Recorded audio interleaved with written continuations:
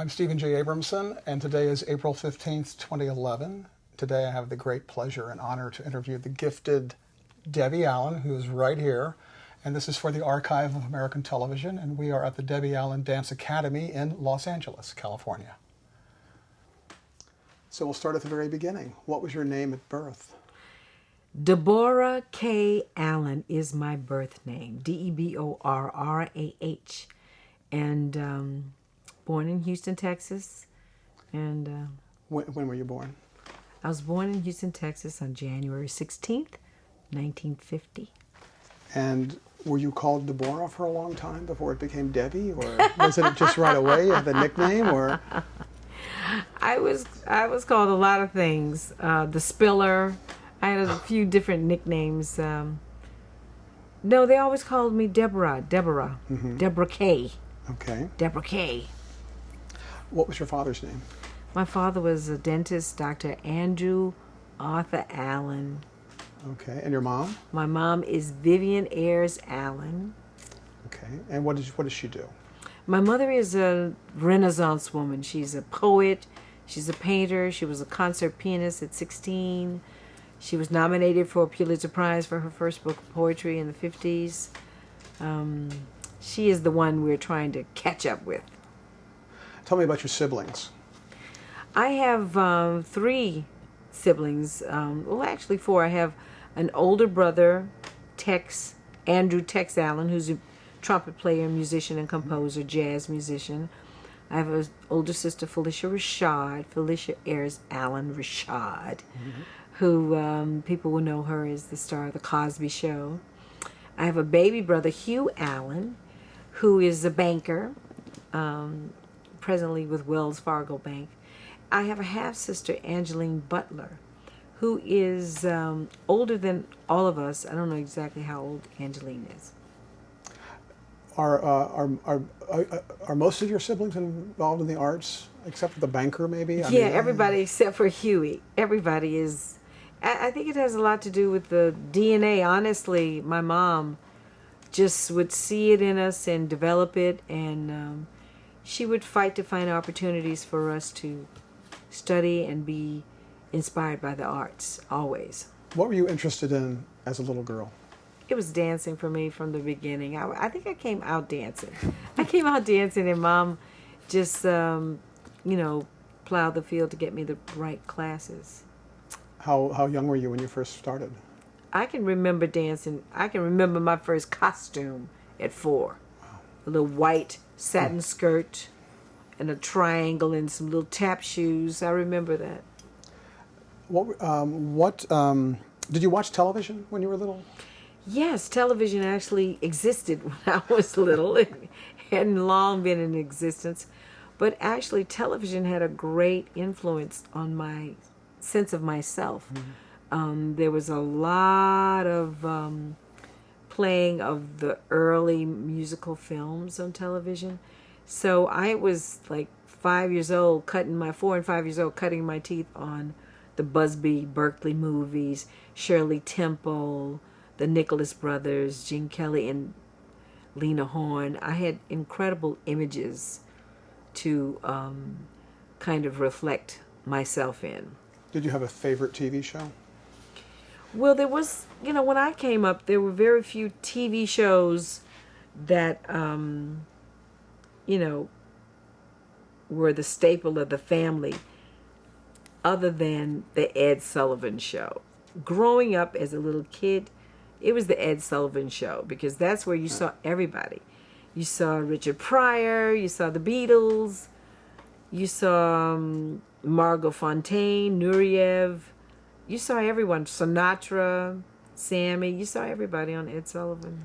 What traits would you say you inherited from your mother or father? I've inherited a lot of traits from both of them. I think I have my father's personality. My father was a very gregarious dentist and loved people, loved entertaining, loved show business. I just loved life. My mother is also enjoys people, but not to the extent that my father did. My mother needs a little more quiet as a writer. and as an artist. She's someone who is also very dynamic in terms of going the distance to excavate or discover that which she might not know that she needs to know to do whatever it is that she's trying to do, or whatever her interest is, to develop her mind. So I'm like Mom in that way, because my mother now at her present age, 8 decades and change, is still vibrantly and intensely translating Spanish books, learning about the indigenous Americans, the Aztec, Mayan, all those Incan cultures. So I have that appetite of history a lot from her. Does the writer side of her influence you, or has it influenced you? Yes, the writer the writer side of my mother has influenced me. The poet side. Mm-hmm. I've written many musicals and productions at the Kennedy Center. Written a lot of music with James Ingram, who I've collaborated with over the years. And as a child, growing up with poetry and rhythms, and we actually collated some of her first books when, we were her production team, her kids. So poetry has always been a big part of our lives, books, because of Mama. That was back in the day when you could take the tube out of the television and it would appear to be broken. She would do that frequently to get us away from what she called the idiot box and make us go outside in nature or read a book or something else. When did you know you wanted to dance professionally? I wanted to dance professionally since I was 4 years old. This was just who I am, who I've always been. I wanted to replace Shirley Temple. I was sure I could do it better. I wanted to be up on that stage when I saw Katherine Dunham dancing in Stormy Weather. Watching those musical films, it was so easy to project myself into what I was seeing. When did you get your first taste of performing in front of an audience? Was it when you were a little girl doing recitals, or? My first performances were totally family driven. Mm-hmm. I was the entertainment for the family. They could turn on the radio or turn on music and let's have a little Debbie dance. I would dance for my grandmother. I'd dance at anybody's birthday, just upon request. Well, did dancing, did that take up most of your time, or did you do other things too? Were you interested in other? Oh, I did so many other things. I was voted most versatile in my high school class, and I grew up kind of like that. I was dancing. I was in poetry, speech competitions. I tried to be on the swimming team. That didn't quite work out. I finished, but I threw up after I came in like 5 minutes later after everybody else had finished. But all through high school, I was very active in school life. I was a majorette. The star football player was my boyfriend, but I was going to dance class every day. Yeah, it's no surprise because of it's like you've conquered so many things in life in terms of, being able to master it or be conversant in it, that kind of thing. And you're known for that. It's not like a triple threat. It's like almost like an infinite threat, I guess. I don't know. Tell me about moving to Mexico City. Why did you move to Mexico City with your family? I moved to Mexico City following my mother. Mm-hmm. We were living in Texas at a time where segregation was just the way of life. And there was just there were so many barriers for us as children, barriers for her as an artist. We couldn't go to restaurants. We could go to the park, the big amusement park, one day a year on Juneteenth. She tried to enroll me in the Houston Ballet Foundation, and they were not accepting black kids. We tried to pretend I was Mexican. They still wouldn't take me. So she actually just tired of being this incredibly gifted artist whose friends were so talented and diverse as well. I mean, she had friends that were European, East Indian, Southern white. And it was, you know, if you were riding in the car together with somebody and you were black, they might stop you. She just got tired of that. So she packed us up in boxes because we didn't even have luggage. And we moved to Mexico. How old were you? I was 9, turning 10. And you were able to enroll in the National Ballet of Mexico, is that right? Well, what happened was we went to two different schools. I went to the Pan American Workshop, and yes, I went to the Ballet Nacional and took class and performed with them. And it was incredible. It was so enlightening for a young girl, for me and my sister Felicia, to be in another place, in a foreign land, a different language, where people embrace you in a way that they didn't embrace you in your own hometown. So that was very enlightening about being out in the world, why it would be important to do that. So where did you go to high school? By the time I came back to United States, I went to Jack Yates Senior High. In Houston? In Houston, Okay. Texas, yep. Okay. What about college? I went to Howard University. It was not my first choice. I had been rejected by a major performing arts school who basically told me that I would never be a dancer, that I should go into something else, and that I should reconsider my career. And so I went to Howard University really in default, if you will. It was where my sister was in school. It was my father's alma mater. And I was easily accepted there. And it was actually the best thing for me. It was the best thing for me. What was your first professional job as a dancer? My first professional job as a dancer where I got paid money. Well, I danced with the Corps de Ballet in Houston once I was finally accepted in the Houston Ballet Foundation at the age of 13. And they gave us an honorarium. It wasn't a professional salary, but it was an honorarium. And I was in the ballets. I was in the opera, Gypsy Baron. I was in the opera, Aida. I was the only one that didn't have to wear the Egyptian tan makeup. So did you move to New York right out of college? I moved right out of college, out of Howard University, and packed all my bags in a van and drove up to New York. And what did you want to do when you got there? I wanted to go to New York and dance. I wanted to be in the theater. I wanted to be in a company. My dream had always been Alvin Ailey, and I actually had gotten very close to it while I was in college. I went in the summertime to the North Carolina, to the New London Dance Festival, which is now the American Dance Festival in Spoleto.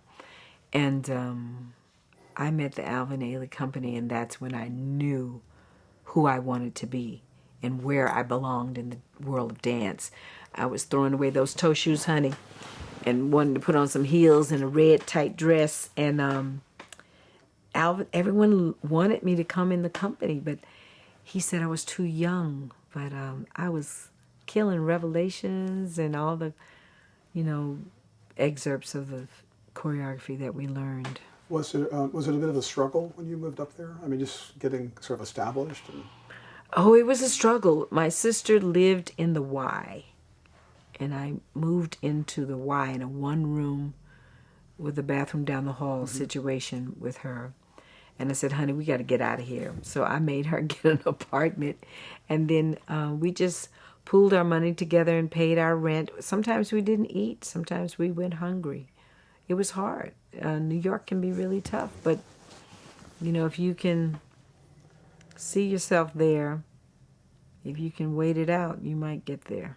So you were nominated for a Tony for your role in West Side Story. Yes. Tell me about that. How did that come to you? Well, the entire production was incredible. I actually met the casting director on the set of Fame, the movie. Joanne, I can't say her last name, but Joanne.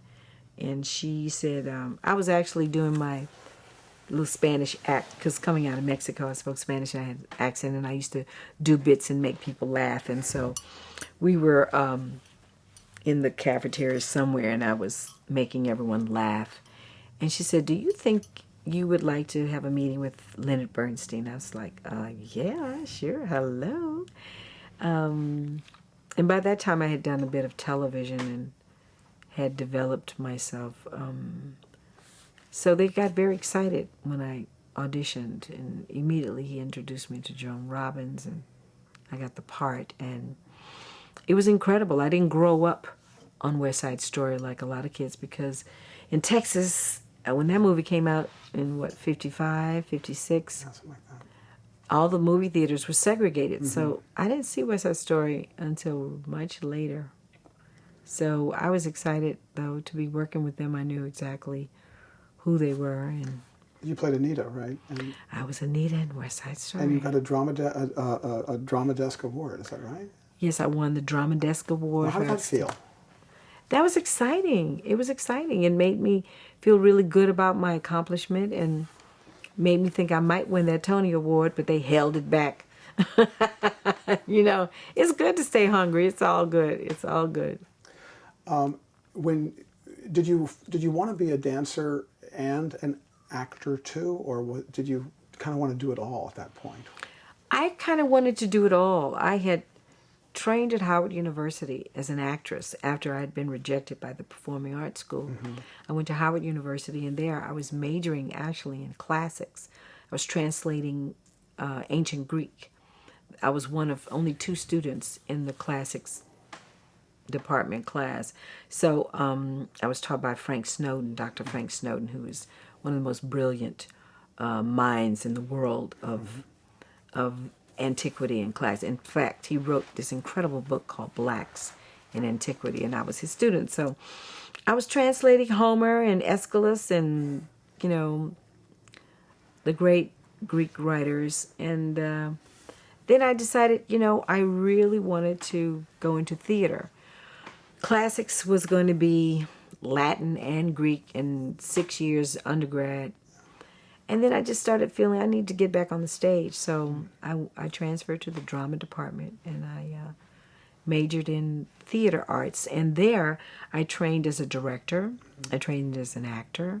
I even studied lighting and set design. So Howard University gave me kind of a full package moving forward into the theater world. What was your first television role? Wow, my first television role, it was Good Times. I played JJ's junkie fiance. And right after that, I actually did some work on Captain Kangaroo. Captain Kangaroo was one of the funniest shows ever. I mean, it was for kids, but they did some funny sketches.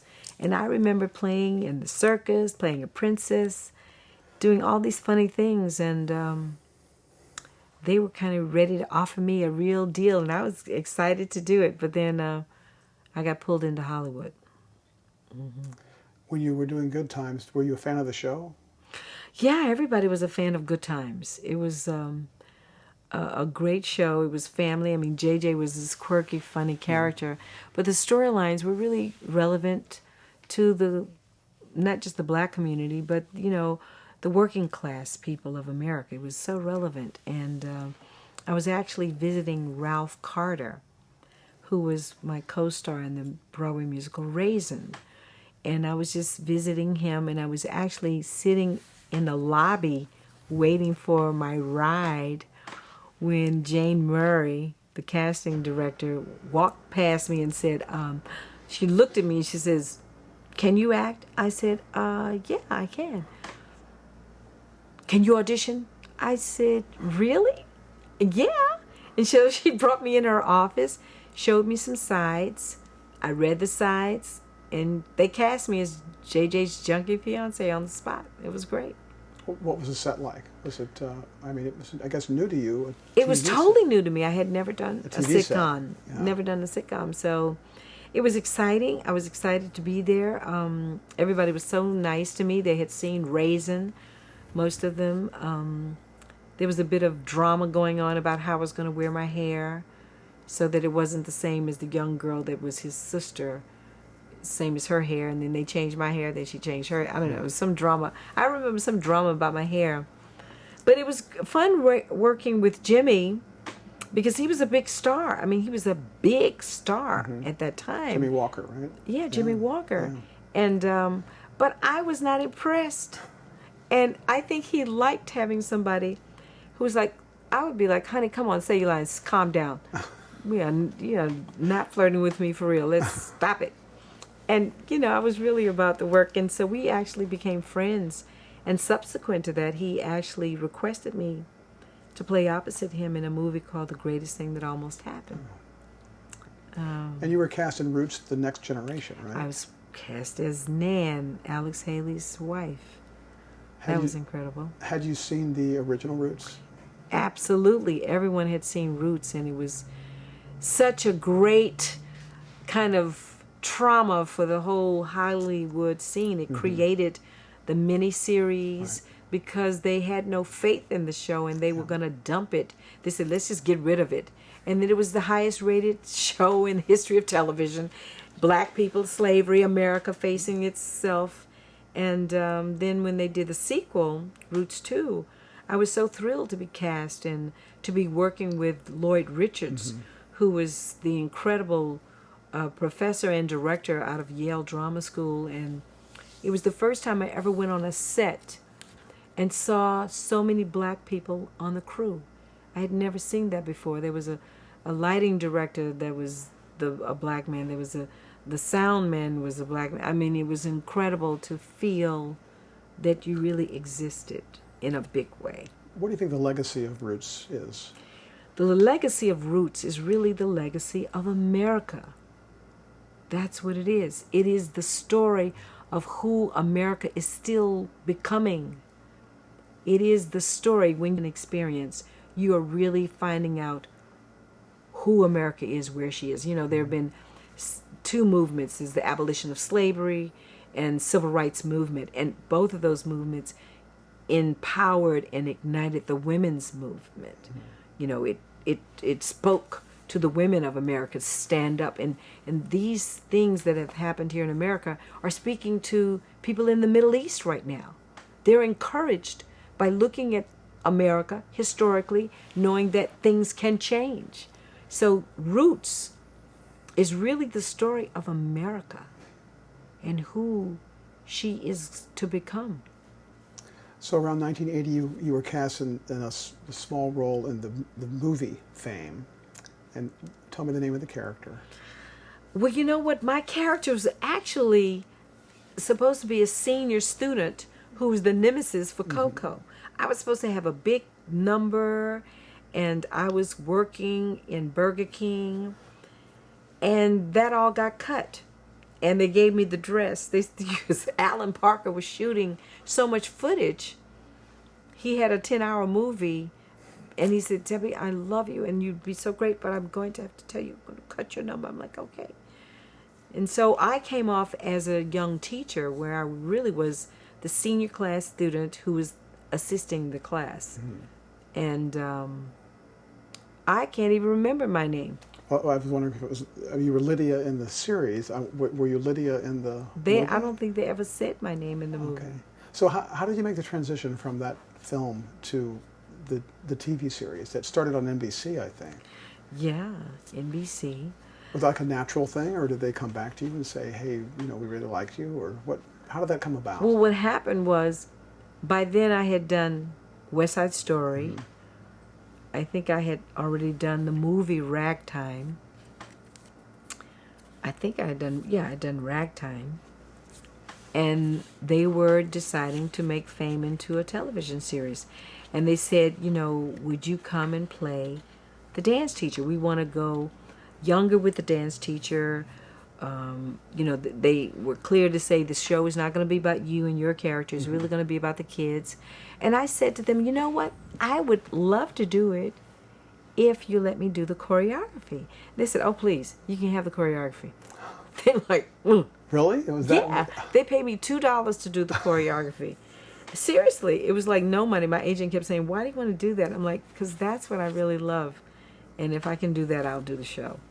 So tell me about your character, Lydia Grant. Lydia Grant was incredible. She became a universal icon of what happens in the dance class and what dance is to people around the world.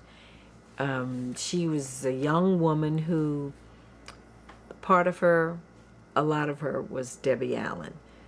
We only saw a little part of that, but she was a woman who never leaned on her blackness, was a black woman, but was fierce in that class with the kids. And also she was the mother. Lydia Grant was the mother of that whole series. She was the Earth Mother for everybody on that show. You have some, there were some kind of famous lines that you said. Do you remember what those lines are? Oh, the gist of them? Famous lines from Fame. You got big dreams. You want fame.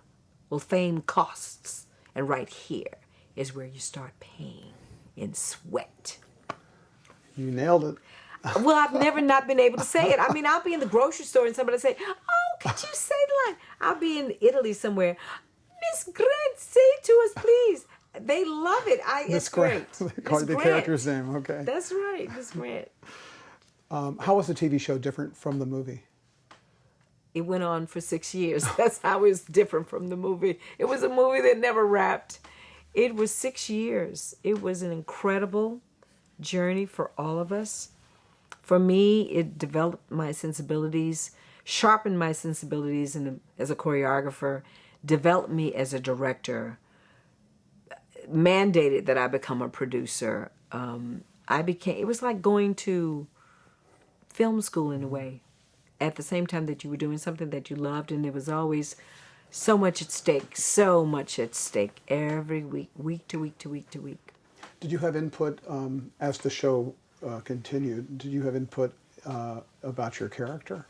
I had so much input. I had a lot of input, yeah. But you know what? I only got so far. Like, for example, I was nominated for, I can't even count how many Emmy Awards I was nominated for as Best Actress.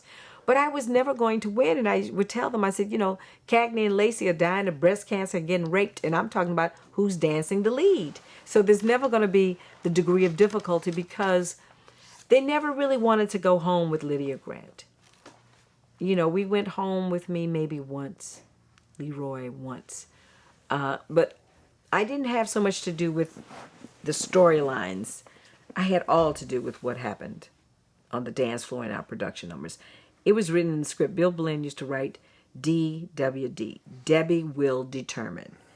And so I just would give them ideas all the time about how we could expand things and things to try.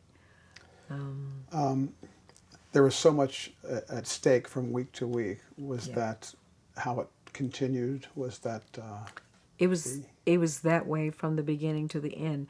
I was there as the character Lydia Grant and also the choreographer, and soon to become the primary director, developing and really teaching those young kids.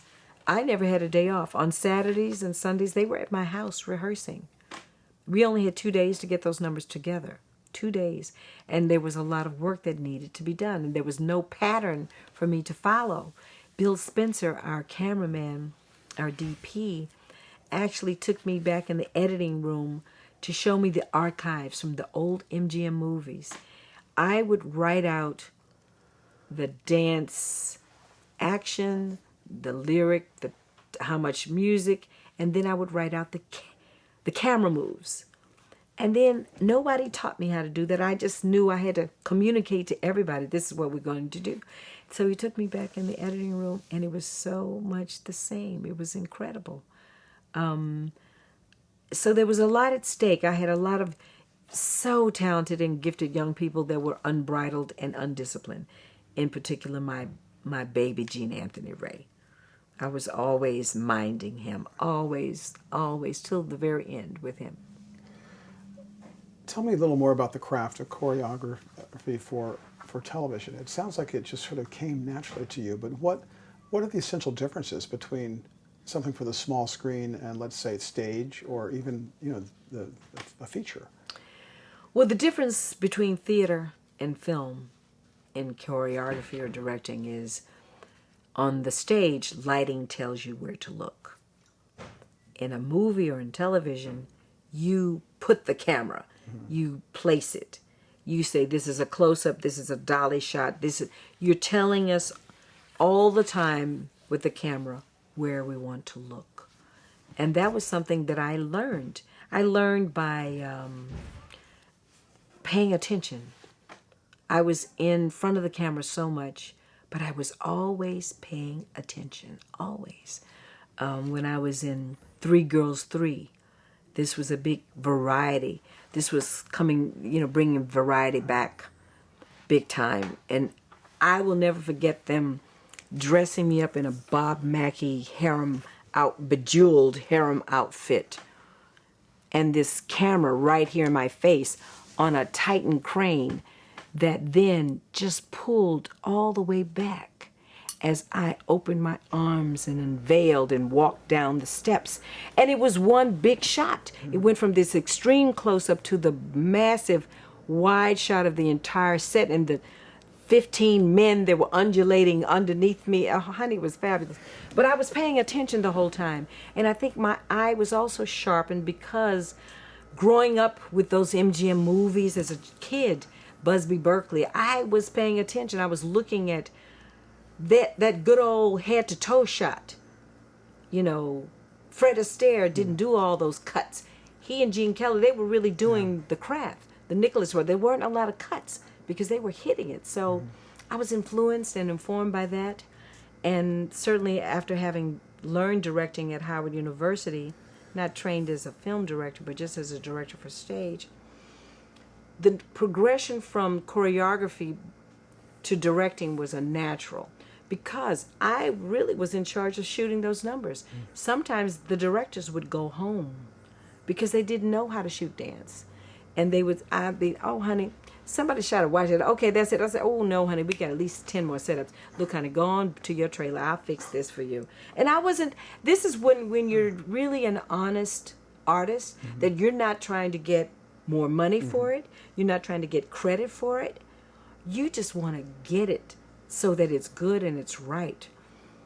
And developing your eye in choreography for film is about what that camera, how are we moving the camera along? What do we want to see? So I learned through choreography a lot about a functioning master. Not a master that just sits here, but a master that moves and does this and goes in and goes out. So how long would you have to choreograph a number and teach it before you had to shoot it? 2 days was all we had on Fame to choreograph, teach, and get a number camera ready. Wow.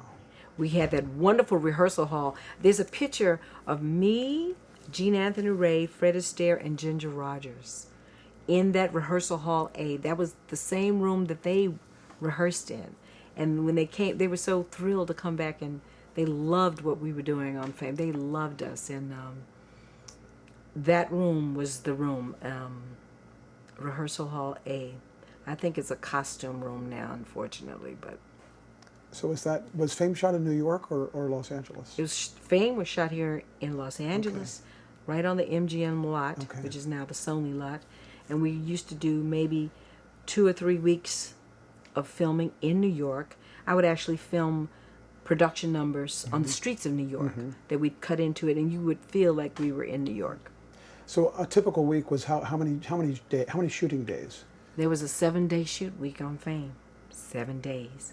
God did it in 7 days, and we were supposed to do it too. So how did you juggle all that? Obviously, you were very busy juggling your script, your part, choreography, and then you added on directing. Did you sleep? I think the only way I did all of these things was it was part of my, DNA as most versatile, coming out of high school, doing many things, but I gave myself to the work. So my personal life certainly sacrificed. I ended up divorced. I worked tirelessly, but I have to say that I loved it. How many dance numbers were in a typical episode? There would always be at least one major dance episode in Fame and maybe two smaller ones, and sometimes more, but always at least two. Were there any particularly challenging episodes or numbers you remember that stand out? Yeah, there was a challenging episode we did where we told the story of Othello. And it was challenging because it was so interesting to me, and having grown up the way I grew up, I certainly was ready for this little battle. I will never forget this executive coming up to me saying, we're doing Othello. You're not going to actually, they were concerned about what I was going to have Gene Anthony Ray do with Laurie Singer, that he was black and that she was white. I said, you know what? I didn't pick Othello. The writers did. But if you've read Othello, you will see that, by page 2, she's already having mad sex with him, run off, and now the army is in question. I saw his pupils dilate. He was like, I was like, oh my God, we're really dealing with this. Well, it's interesting because this episode won almost everybody an Emmy Award because the work was so good. Because I said, I can do all this in Desdemona's dream. I can make this Othello's dream. The song Desdemona came out of what I said the number needed to be. I said, I need to tell a whole story. And what would happen, I would sit in on the music meetings and listen to music and pick music. And no, not that. Yes, this. It was incredible. It became one of our most favorite production numbers when I took the company on the road on our European tour. Were all the actors dancers and singers and actors, or was there a little faking it for some of them? All of the actors in the show were not dancers, were not singers, were not actors. We were bouncing, and we were kind of putting it together as we went along. For example, Laurie Singer was a celloist, incredible musician, but she had feet like this, and she had long legs, but dancing was not really her forte. We used it a little bit, but then it became apparent. Let's let her get in the music world. Erica Gimple, she came in, she was a singer and an actress, hadn't done that much dancing. And it was a real challenge. I mean, I used to be shaking her every week. Gene Anthony Ray was everything, but just unbridled and undisciplined. And I just had to pull him in. Carlo Imparato was a great actor, wonderful comedian, great singer, and was willing to jump in and dance. Lee Carreri was really Bruno for real in his real life. He was a composer. And it was like, what? There was never even any conversation about trying to have him dance. He became an actor. He became an actor in the show. And it was all of that. Doris Schwartz, Valerie, she was very talented, just could do everything. But I spent a lot of time developing and balancing their skills, for sure. Do you see a direct link between Fame and Glee? Oh, yes, of course. There's a major link between Glee and Fame. It's high school, it's musical, it's teachers that you love to hate. You have young people that are going through their own personal challenges in their personal lives. They're addressing issues from alcoholism to pregnancy. They get to at least deal with homosexuality, something we were not even allowed to touch on Fame, not even allowed. As Fame became more popular, how did your life change? Were you recognizable pretty quickly? My life changed in a very kind of nice way as Fame became so universally loved. I got off a bus in Israel and couldn't walk the streets. I mean, there were thousands of people just following us around. It was incredible. We went to London and we sold out Wembley Stadium. It's like, what? I went to Italy, and Denzel Washington was with me and my husband, and they were like, Denzel, La Chica de Fama. Oh my God. It was really incredible. The demands on me personally became just greater.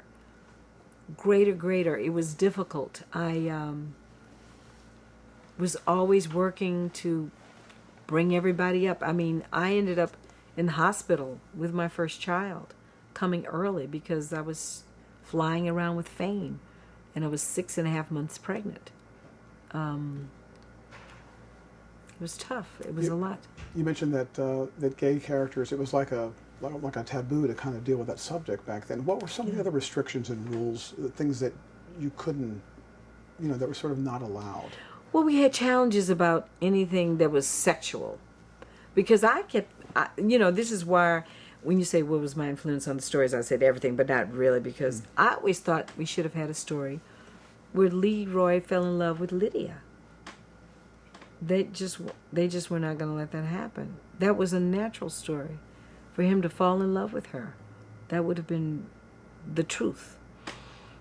We were not allowed to deal with homosexuality, not even talk about it. There was even a question, I remember being questioned by one of the network executives, do the boys have to wear tights? And I was wondering, are we dealing with penal envy here? What they're dancers, for God's sake. What are we talking about? But we were able to deal with some dynamic stories. I remember the wonderful story we did about a young prostitute that Valerie brought off the street, and that was a very powerful story. And I can even remember this production number we did, Life is a Celebration, that she witnessed that, and it kind of changed her life. But we're not allowed to go very deep. Were you ever able to sneak in some issues, kind of right under their noses? Well, I think one of the most dynamic stories we ever did was the 60s episode, where we did an episode that dealt with war and young people involved in war and protests. And Miss Sherwood, our English teacher, was going to actually have to quit because she had kind of initiated us doing a show about it, and it was creating protests. At the same time, this very charismatic, sexy, I want to say Army, I don't think he was general or what he was, but he implemented an ROTC program into our performing arts school. And then all of a sudden the boys latched onto it and they started feeling themselves. But then when it came time to pick up a gun, that's when they started going, you know what, this was fun, but now... So we did an homage. We did I picked Hair because Hair was actually the first Broadway musical I ever did see. And I never forgot it. And so we did a whole homage to what was happening with the Vietnam War and the people that were lost. And to show a kid dead was pretty powerful stuff. Did you start directing first season? No, I started directing second season. And how did that come about? Did for you, was it a natural progression? Did you ask? Did they offer? Well, what happened was Bill Blinn, who has always been my godfather in so many ways. He was our head writer, executive producer, and the crew was so in love with me. At first, they were so challenged by me and annoyed with me, but then they got to where they loved me because I always had these ideas. I was prepared, and even if I didn't know how I wanted to shoot it, I had ideas about camera moves, and I challenged the DP in ways that he had not been challenged in, I don't think, his whole career. So the crew was like, after I was directing for all these directors who didn't understand dance, the crew was like, we want Debbie.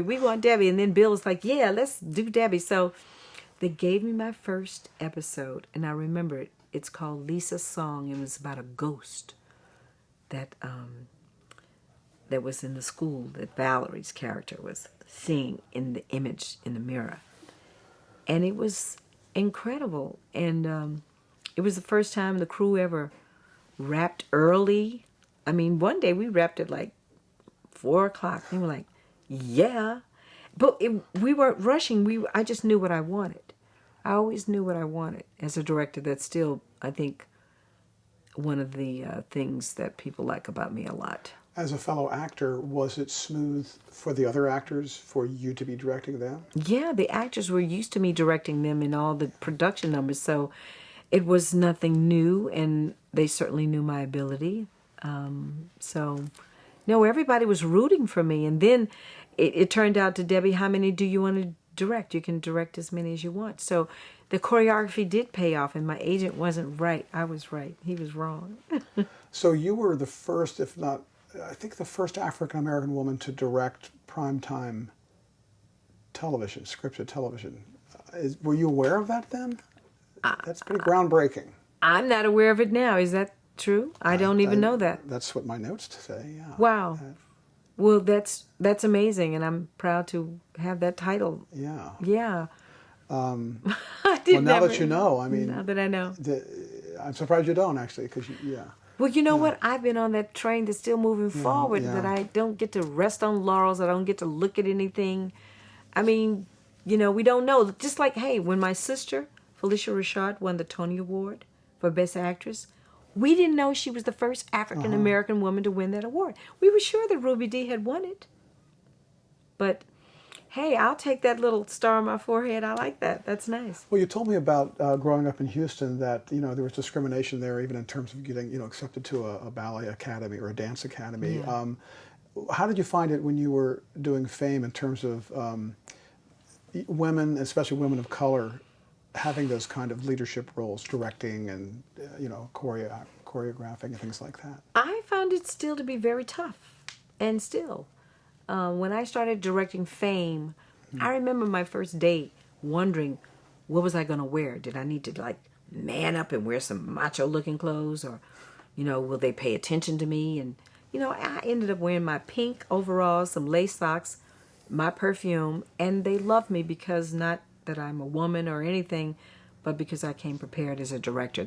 I went to work as a director, not as a black woman, not as a woman, but as a director. But often you don't get looked at like that. I mean, there's so many... I went on interviews for so many incredible movies because everyone was so impressed by my work. And they just wouldn't hire me. And one time, they stopped and said, you know what? You're the best one for this, but we're not going to hire you because you're a woman. And I went, okay, thanks, but I'm not going to cut off the breast, so I'll just have to deal with it. And, I would think that my talent and ability would fill a quota. I'm black and I'm a woman. But I think because I come out of that world of theater and come out of the world of social and human injustice, I have no fear. I really don't have any fear. And that might be off-putting to people, that I can come in and express myself clearly, that I can say this is how I want to do it. And it's not looked at as great. Some people go, ooh, she's a bit much, or maybe we can't handle her, or I don't know. Sometimes I think it's not worked in my favor, but in the long run, at the end of the day, I'm still here and I'm doing so many great shows now and so many things. It's all good. Well, I was going to ask you about, if you experienced discrimination and sexism, and what you said is it was pretty blunt, it sounds like. It was blatant and blunt. I mean, I remember the day when, I won't say his name, grabbed my butt. And I was choreographing. He was the director. Mm-hmm. And he grabbed my butt, and I was trying to explain to him how I designed it for the camera. And he grabbed me on the ass. He said, don't you worry your little self about the camera. I collared him. I collared his son of a bitch. And I said, you know what? You, first of all, take your hand off of don't ever touch me like that again. If you don't get the shots out of my head, you're going to be standing here all day trying to figure it out, and you will never direct again. Now what? Well, honey, next thing you know, he said, Debbie, I was calling action, cut. Oh, he learned his lesson. I did not wait for anybody's trial or go to court. I straightened his ass out right then. But, that comes to haunt you. Then they may say, oh, she's tough. But you became co-executive producer. Was that around that time? Did that? No, that incident happened early on when I started on Fame. And I never did go and cry to the executive. I didn't cry to anyone. I took care of it. Gangsta. Yeah. So, what were your added responsibilities as a co-executive producer? Well, that was incredible. Becoming co-executive producer was because I was able to manage people.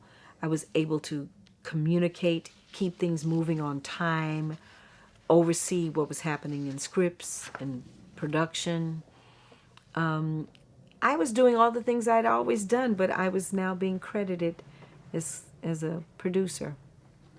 So the show ran about 5 years? It was actually 6. And it started on network and became syndicated, didn't it? Yes, it was the first show to be first run syndication. Okay. Why did it end? Did it just run its course? Or? It ran its course Yeah. in 6 years. It ran its course. I mean, we went through so many things. I mean, I was married. I got divorced. I had a child. I left the show for a while to go work with Bob Fosse when I was so angry with them for trying to fire my dance company because they wanted to be paid properly. At the end of the day, it was all more positive than not. You know, we changed the world's image of what the arts really are and what they take to succeed in. We created performing arts schools around the world. Around the world. I mean, in South Africa, places like so far away that you don't even think. We had an impact that is still a footprint that is still, you know, collecting dust from its stamp. Well, Fame definitely lives on. In 2003, there was a reality show based on Fame. Yeah. How did that come to be? Well, that was fun. MGM called me and said, Debbie, we got this idea. And I was like, yeah. And they said, well, you know, you're really the face of Fame. I said, I can be, in a way. I think Lydia and Leroy were the most popular characters. Everyone was well known, but they were the two. Mm-hmm. So they asked me to be the Earth Mother, to guide these young 20 or so contestants through this triple threat. And I said yes, and it was fun. It's interesting. We did the first show, and the head of the network called and said, that's the best opening number I've ever seen. I want that same number every week. I said, well, no, you know, I can do something else. He said, no, Debbie, I mean it. I want that same number every week. And it became our theme. It was work. It was a Kumo D-song, work like a doctor. When I rock the mic, you got to like the way I operate. Everything happens. And you had a role in the newer feature film of Fame. Yes. Did you play the same character? In my mind, I did. I ignored what they said, that my name was something else. I said, child, what are y'all tripping about? This is Lydia Grant. That's why you came to me. That's why I said yes, because I felt it was homage to the old and the new. And Lydia Grant was a real part, you know. So whatever her name was, I said, it's Lydia Grant, but she's married now. The response to the film was nowhere near to the original. What do you think? What's your take on it? Well, it wasn't a surprise. You know, we were hopeful about it, and we tried to promote it, but they never went edgy enough. Mm-hmm. And they were still trying so much to pay homage to the original. They should have just done an original, totally different story. They were still telling the story that the movie told, but they were splitting up characters. The Coco character was split up between two characters. A young girl that was an actress and a young girl that was a singer. You know, so she ended up in somebody's trailer having to take her clothes off, but they never even had her go naked. It wasn't allowed. You know, they wanted a different rating. I think they, honestly, if I had been creatively a voice on that movie, I would have said, let's just go to the next story. Right now, there's so much we're dealing with. You know, not just a kid committing suicide, but there's AIDS. There's so much going on right now. So why do you think, like 3 decades later, Fame still resonates with people? I think Fame still resonates 3 decades later because what we did was so pure and it was honest. It was really honest, and those stories were always so compelling. The dancing and the singing were just like revelatory to the audiences. They hadn't seen anything like that week to week to week. I think we were such an inspiration. And it's what I'm finding, because I've opened the Debbie Allen Dance Academy, and I have women who are bringing their kids to me because they watched me on Fame, and they want their kids to have some of that. What is that world of discipline, of dedication, of passion, of, self-exploration? That's what Fame gave the audiences, and they welcomed us into their living room, and we belong to them. So right now, I'm telling you right now, if I go to New York City right now and walk the streets, invariably there'll be 2 or 3 women running out of a deli. There'll be a man on the street that will give me an umbrella or put his coat down for me to walk across a puddle of mud. And it's because Fame left them with that kind of heart. It made them think that they could do something in the world that maybe they were told they couldn't do. It gave people that sense of accomplishment, that it was possible. And more than that, didn't it influence arts programs in schools Well, all yeah. over? We create, And still does? well, yeah, I said this Yeah. earlier. We created performing arts schools all around the world. And it's partly why I opened the Debbie Allen Dance Academy. Because for years, everyone said, Miss Allen, where's your school? I want to bring my child. Where's your school? And I'm like, So finally, I did it. I did it. So you became a producer and director of A Different World, which was a spin-off of which Cosby Show? The Cosby Show? This was The Different World was a spinoff of The Bill Cosby Show. The Bill Cosby Show. Okay. And how did you come to that show? Well, I graduated from Howard University. I had already done so much work as a director. I was directing Family Ties. I was doing Quantum Leap. I was doing so many different things. And I was just being invited by Gary David Goldberg to become one of the main directors on Family Ties, when I got a call from Bill Cosby. There were problems on the show Different World.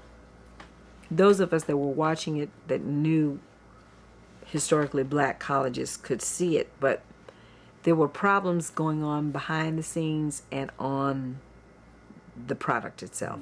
And he said, I want you to go in there, dust your broom, and clean out anybody that you want to go. He gave me full authority to fire anyone, hire whoever I wanted, make the show relevant. Get in there, Debbie. And then I sat down with Tom Werner, Marcy Carsey, and Karen Mondebach, and they said, yeah, we really do want you to come in. So I said, give me every episode. And they said, you want to see every? I said, absolutely. I want to see everything you've done so I know what the game plan is. So I went in. I didn't want to fire anybody. I didn't fire anybody. I didn't even want it. I didn't take a credit as executive producer. I would just be producer, director. And I thought I would even bring in some other directors. And then Bill said, no, you're directing every episode. I said, really? He said, yes, we got to get it right. So for almost 2 years, I directed every episode. It was his edict. That was his edict. But I went in there and rustled up the writing team and shook up the actors and added people and got them to talk into one another, because that's what I had learned from Gary David Goldberg. The genius of Family Ties was they would have a read-through and open the floor and let the actors say how they felt, not just do what we tell you, we're the writers and you do what we say. So I was trying to find that commonality, because a sitcom that multiple camera is as much the closest medium you're going to get between theater and film, because you have a live audience, which becomes a character. Because when they laugh, you got to hold. You can't just keep plowing. You got to stop. And it's theater and it's film. So I went in there and wow, it was tough. But I went in there and got us to doing stories that were relevant, freed the writers, freed the actors, got in a lot of trouble, was always called into the principal's, what I call the principal's office. Always getting called into the principal's office. But we changed that show. That show became relevant. Let's talk some more after we change our tape. Yeah.